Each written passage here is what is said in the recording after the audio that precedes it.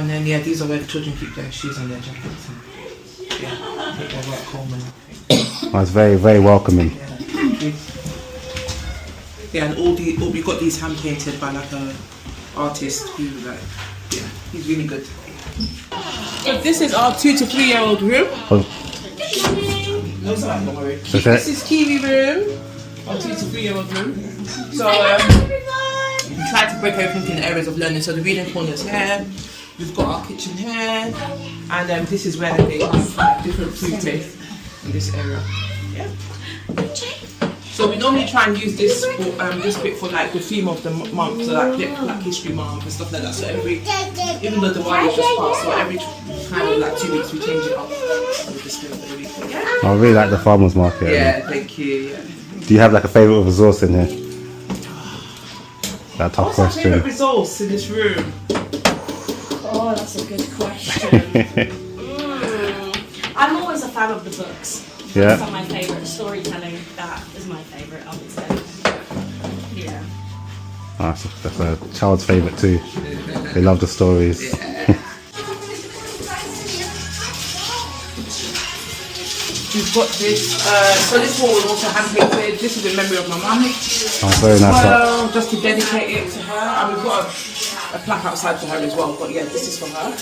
And obviously my passion is SEN, so we've got a big wall. So this is 3 to 5? This 3 to 5? Yes, sorry, this is the 3 to 5 year old room. We've got our children's toilet in this room. Yeah. And then we've got this wall, just talking about all different types of neurodiversity. I'm excited to see the sensory room. Yes, yes. And then we've got next steps here. Now, this is our sensory room.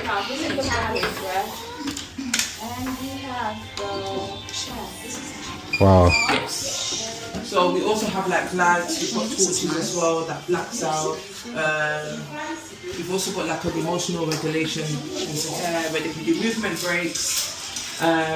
Yeah. So therapists also come in here as well to use with the children, like occupational therapists and everything. So this room's really good, and I think the children love also have it blacks out for them as well. So when they just want to relax and take a break. It's made a big difference.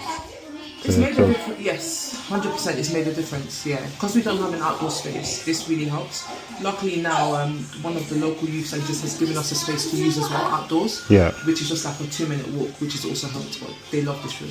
How often do you get to use this? This room, every day.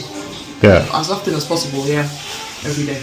Obviously some children have EHCP, so with the EHCPs we have to obviously give them that sensory circuit.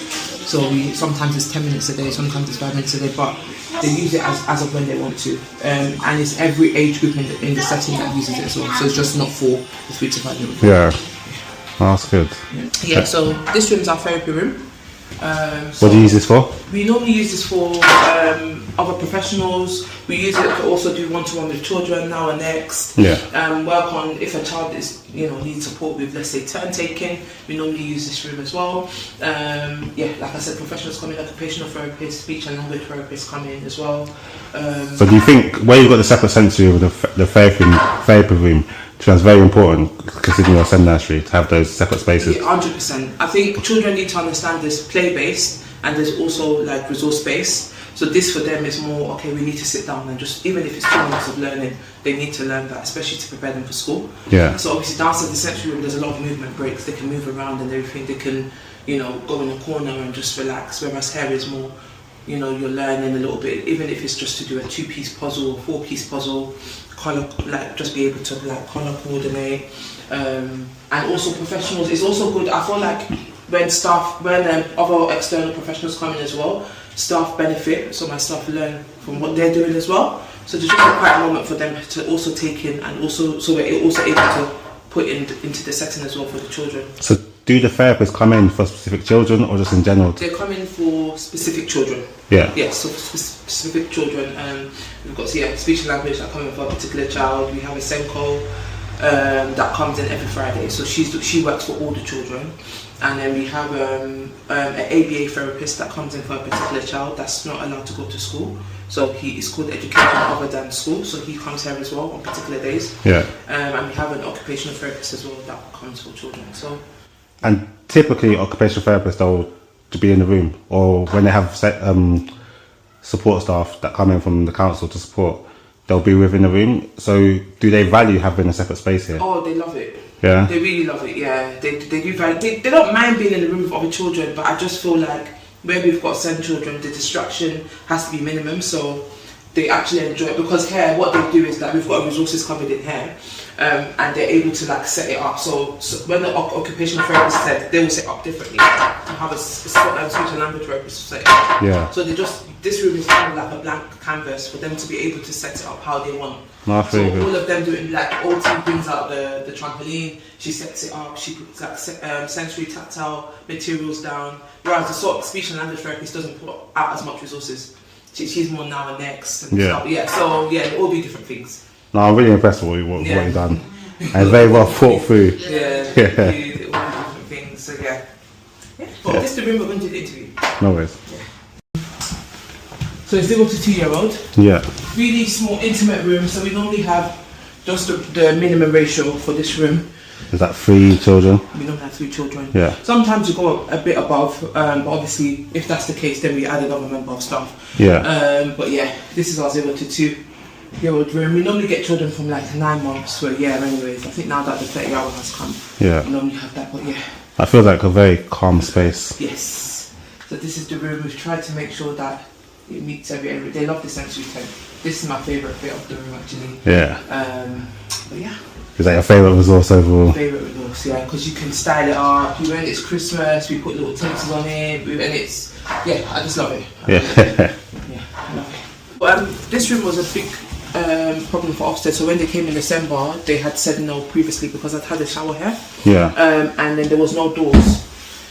So the woman was like, you're not allowing The privacy. for the children. And obviously, because I also do after school clubs, I go up to children age 8. She was like, how's that going to work, if they need to use the toilet and close the door and stuff. So unfortunately, she said I would have to withdraw my application and put it back in again. So that kind of delayed the process. And downstairs as well, there was only 1 toilet. There's 2 toilets there now. Yeah. So she said as well that, where's this toilet for the staff? So I had to also make another toilet downstairs for the staff. That took 1 week, but they didn't come out till May. So that was another 4 months afterwards? That was another 4 months afterwards. So Okay. It was a big delay, but it's okay. It prepared me to just read up more, get my stuff right, and it was okay. It was fine. Apart from that, everything else was okay. They were happy. Apart from that, they were happy, and they wanted more resources. Yeah. So they wanted me to obviously break down every areas of the EYFS. So they wanted to see how I would apply it to the children's learning and to their age groups. So at that point, I just thought, because when I did my childminding interview, it wasn't like that. I just had to tell them, this is what I have, and it'll be okay. But they wanted me to actually have enough resources that when children display the that next day. Yeah. There. So yeah, then I just put this there with the younger baby.